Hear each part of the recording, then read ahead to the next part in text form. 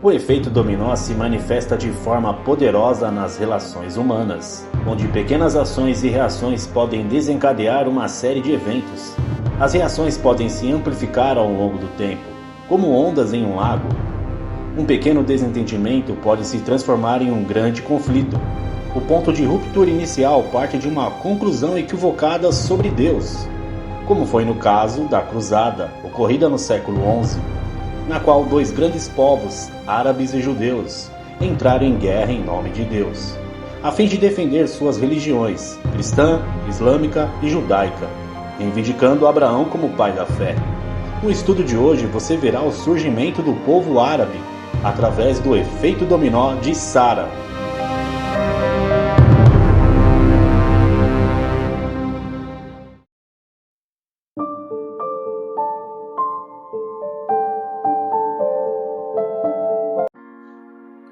Olá, seja muito bem-vindo. Você está no canal Nômades Literários na série Morando em Gênesis. A cobertura do texto de hoje será no capítulo 16 de Gênesis. Os versos estarão na tela. Para que não ocupe muito tempo, a gente vai colocar os versos e vamos comentando. E você pode conferir também um e-book de apoio a esse estudo e a divisão de capítulos dividido em cadeias nos versículos, entendeu?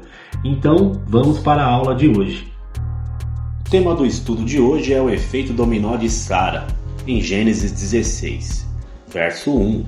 Ora, Sarai, mulher de Abrão, não lhe dava filhos, mas tinha uma serva egípcia chamada Agar. Moisés nos introduz Sara, ou Sarai, como era conhecida antes de o Senhor Deus mudar seu nome. Logo de início sua condição é apresentada. Era uma mulher estéril, sem a capacidade de gerar filhos, o que era considerado desonroso e humilhante para uma mulher no Antigo Oriente. Apesar de ser a mulher de um chefe de tribo nômade, bem abastada ao ponto de possuir uma serva pessoal em sua posição de status, temos um paradoxo. Por um lado, suas limitações e por outro, suas posses. Essa serva egípcia provavelmente foi adquirida quando Abraão foi para o Egito sem aval de Deus e retorna de lá com um acréscimo de posses e empregados. Verso 2. Então Sarai disse a Abrão: Eis que o Senhor me impediu de dar à luz filhos. Tome, pois, a minha serva. Talvez assim eu possa ter filhos por meio dela. E Abrão concordou com o plano de Sarai. E o nosso enfoque vai para esta mulher, que ao constatar sua condição limitada de esterilidade de muito tempo, se conforma e conclui que é a vontade de Deus. Quando paramos para olhar o que ela diz, percebemos que ela se via como uma desamparada por Deus, a ponto de planejar suas próprias medidas sem buscar a orientação do Senhor. E ela já tem tudo arquitetado com um discurso pronto para o patriarca. Quem sabe pensou, se eu iniciar a conversa usando o nome de Deus, será mais fácil de meu marido digerir a proposta. Ao analisarmos o plano de Sara, além de não haver uma consulta a Deus, não está sendo considerado as consequências que pode acarretar, que podem ser desastrosas, fazendo jus ao tema de nosso estudo, o efeito dominó.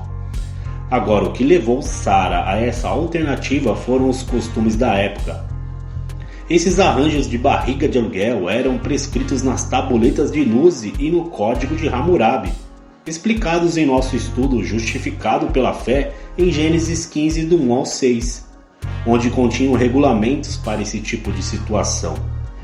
Em suma, o que temos é isso: a troca da confiança em Deus pelo costume local da época, e com isso somos encorajados a não seguir a massa, mas permanecer firmes no propósito com Deus. No final do texto, vemos Abraão acatando o plano de sua esposa. A história se repete, tal qual aconteceu no jardim do Éden, em que a mulher desobedece e induz o marido ao pecado. Verso 3.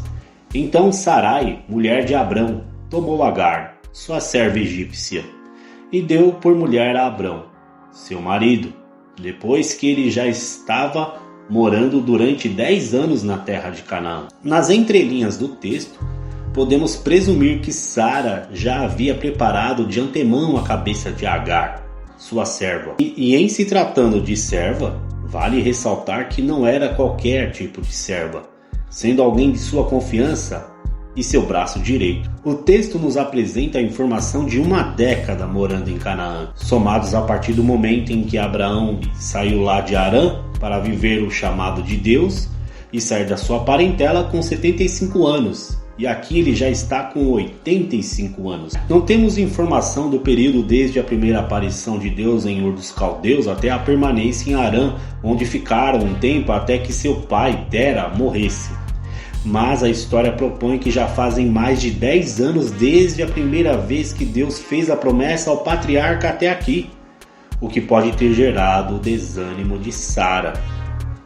Verso 4. Ele teve relações com Agar, ela ficou grávida. Ao saber que estava grávida, Agar começou a olhar com desprezo para sua senhora. Agora o enfoque do texto passa para Agar, essa egípcia que irá se tornar a mãe do povo árabe. Ela sabia muito bem de sua condição de serva e barriga de aluguel, mas enxergava uma promissora oportunidade de tomar o posto de sua senhora. Ela também estava ciente dos regulamentos das tabuletas de luz e do código de Hammurabi, que condicionava a permanecer fiel em submissão e obediência à sua senhoria. Sabedora das promessas de Deus ao patriarca, como uma íntima da família que era, passa a se ver como uma igual, desprezando assim por sua vez a sua senhora Sara. Em Provérbios temos um texto que ilustra muito bem o que está acontecendo aqui. 3 coisas fazem a terra tremer. Na verdade, são 4 que ela não pode suportar: o escravo que se torna rei, o insensato que anda farto de pão, a mulher desprezada que se casa e a escrava que se torna herdeira de sua senhora. Provérbios 30, do 21 ao 23. E até agora, em nosso despencar de peças nesse efeito dominó das relações humanas, vamos vendo que a atitude inconsequente de Sara reverbera na atitude de Agar, com seu desprezo sem levar em consideração em que isso vai dar. Verso 5. Então Sarai disse a Abrão: seja sobre você a afronta que é feita a mim. Eu mesma pus a minha serva em seus braços, ela porém, vendo que engravidou, me olha com desprezo. Que o Senhor julgue entre mim e você. Chegou a hora das queixas, pelo fruto dos erros. Sara transfere a culpa para o seu marido, que consumou o ato sexual. A palavra desprezo no hebraico tem a mesma raiz de amaldiçoar. Assim, uma vez que Sara foi amaldiçoada por sua serva, agora deseja o mesmo para o patriarca e, cegada pela raiva, pede para Deus julgar sua inocência. Verso 6. Abrão respondeu a Sarai: você continua a ter controle sobre sua serva, faça com ela o que melhor lhe parecer. Então Sarai a humilhou e Agar fugiu da presença dela. A resposta de Abraão foi no cerne do problema. Na verdade, Sara só recorreu a ele porque a situação fugiu de seu controle, de um modo que ela não tinha previsto. Embora bem provável, esse tipo de consequência de barriga de aluguel e depois a pessoa se achar como uma igual, ao invés de ele retrucar e brigar para se defender das queixas de sua esposa, ele compreendeu que no fundo o que a incomodava era esse tipo de descontrole, de humilhação. E isso é um ponto positivo. Moisés não olhou para o lado pessoal, ele olhou para o problema. Porém, quando o caso foi parar em suas mãos, ele tinha a opção de acertar as coisas, apaziguando essa rixa, colocando Agar em seu devido lugar e acalmando os ânimos da esposa. Mas não o fez. Muito pelo contrário, ele meio que lavou as mãos, ele se isentou. Como quem diz, a situação não está tão fora do seu controle assim quanto você pensa. Você ainda tem um poder de domínio sobre a sua serva. E Sarai, mais uma vez, amparada pelos costumes da época, que são os códigos de Hammurabi e Muzi, passa a pesar a mão no tratamento com Agar. O texto é sucinto, resumido, ao mencionar que Sara só humilhou sua serva, mas os costumes da época autorizavam como punição a um servo rebelde, desde rebaixar a posição no serviço a agressões físicas e verbais, e até mesmo marcar com um ferro quente, como faz com gado. Não sabemos o quanto Agar sofreu, mas foi o suficiente para convencê-la a desertar do serviço e fugir. Versos 7 e 8. Quando o anjo do Senhor encontrou junto a uma fonte de água no deserto, junto à fonte no caminho de Sur, perguntou-lhe: Agar, serva de Sarai, de onde vem e para onde vai? Ela respondeu: fujo da presença de Sarai, minha senhora. Esse anjo é uma das manifestações de Cristo pré-encarnado. E quando o texto diz que ele a encontrou, sugere que em sua fuga ela vinha clamando a Deus. Afinal de contas, com certeza ela havia adotado o culto a Deus através da família de Abraão. Por mais que estamos vendo os prós e contras de cada um aqui, todos eles serviam e adoravam ao nosso mesmo Senhor Deus.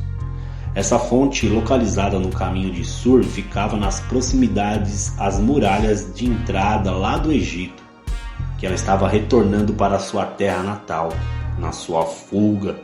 É interessante notar que Deus se refere a ela por nome e posição, a situando em seu devido lugar, coisa que cabia perfeitamente a Abraão fazer. Vale lembrar que estamos tratando de uma cultura do Oriente Antigo onde era perfeitamente normal possuir servos e escravos, bem como dever submissão ao senhorio.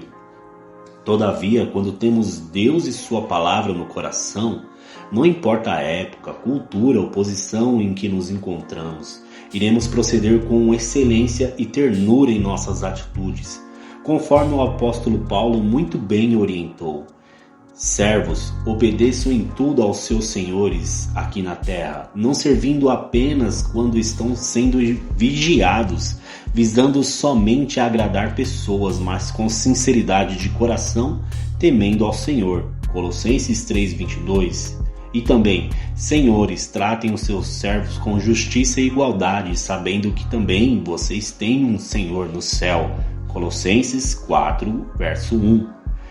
E essa pergunta de Deus para Agar serve como uma forma de oportunidade para ela reavaliar seus erros, quem sabe se arrepender, ao que na resposta ela confessa sua fuga sem tentar se justificar. E isso é um ponto positivo para Agar. Então o anjo do Senhor lhe disse: volte para sua senhora e sujeite-se a ela. Verso 9. Podemos ver a mão de Deus intervindo na história, quebrando essa reação em cadeia e convertendo conflitos em paz. Os próprios atos de Agar foram responsáveis pelo sofrimento por que passou. Mas quando obedeceu a Deus e se submeteu a Sarai, foi essa mudança de atitude que talvez tenha mudado também o comportamento de Sarai com relação a ela. Comentário da nota de rodapé da Bíblia de Estudo Vida. E temos mais uma citação. Também em outras passagens, Jesus nos incentiva a darmos a outra face, ou seja, tomarmos a atitude para a reconciliação e o perdão. Jesus mesmo foi o grande exemplo, pois sendo humilhado não revidou, mas se ofereceu como sacrifício para perdão de nossos pecados. Livro Gênesis, comentário prático, capítulo a capítulo. E o anjo do Senhor disse também: aumentarei muito a sua descendência de maneira que, de tão numerosa, não poderá ser contada. Verso 10. Como um encontro com Deus pode transformar tudo para o bem, não é, pessoal? Mudar a maldição para a bênção. De uma mulher que estava de carona na promessa de Deus para Abraão por morar na casa dele, agora é chamada a ser protagonista de sua própria história, com uma promessa semelhante à que fora feita ao patriarca, se tornando a mãe da nação árabe. Com isso aprendemos que não devemos querer o que é do outro, pois Deus tem o melhor para nós. A partir do exato momento em que damos razão e vazão para o agir dele em nossa vida. Verso 11. E o anjo do Senhor continuou: você está grávida e dará à luz um filho, a quem chamará Ismael, porque o Senhor ouviu o seu grito de aflição. É a primeira vez que Deus aparece a uma mulher em resposta ao seu pedido de socorro. O nome Ismael significa Deus me ouviu. Ele será entre os homens como um jumento selvagem. A sua mão será contra todos e a mão de todos será contra ele, e habitará diante de todos os seus irmãos. Verso 12. Essa profecia em forma de metáfora, denotando selvageria e rivalidade, se refere ao conflito entre os povos árabes e judeus, mencionados no início de nosso estudo na abertura. Versos 13 e 14. Então Agar deu ao Senhor, que havia falado com ela, o nome de Tu és o Deus que vê, porque ela dizia, neste lugar eu olhei para aquele que me vê. Por isso aquele poço se chama Ber-la-Roi. Fica entre Cádiz e Bered. Em forma de gratidão e adoração a Deus, Agar passa a se referir a Deus com mais intimidade e realidade com um Deus vivo e atento às necessidades. Ber-la-Roi significa o Deus vivo que me vê. Versos 15 e 16. Agar deu à luz a um filho, a Abrão, e Abrão chamou de Ismael, o filho que Agar lhe deu. Abrão tinha 86 anos quando Agar lhe deu à luz Ismael. Não podemos deixar de notar e comprovar que todos serviam o mesmo Deus, pois com certeza Agar testemunhou seu encontro com Deus ao patriarca que batizou o menino segundo a diretriz que Deus havia dado a ela. A lição mais importante sobre o nosso estudo de efeito dominó é que, embora o dominó seja um objeto, as pessoas não são e não devem ser usadas como tal, a favor de nosso bel prazer, sem levar em conta os seus sentimentos. E temos que confiar em Deus, porque Deus é quem efetua em vocês tanto o querer como o realizar, segundo a sua boa vontade. Espero que tenham gostado desse estudo. Não se esqueçam de se inscrever no canal, curtir, comentar, interagir e compartilhar esse vídeo. Até a próxima, pessoal!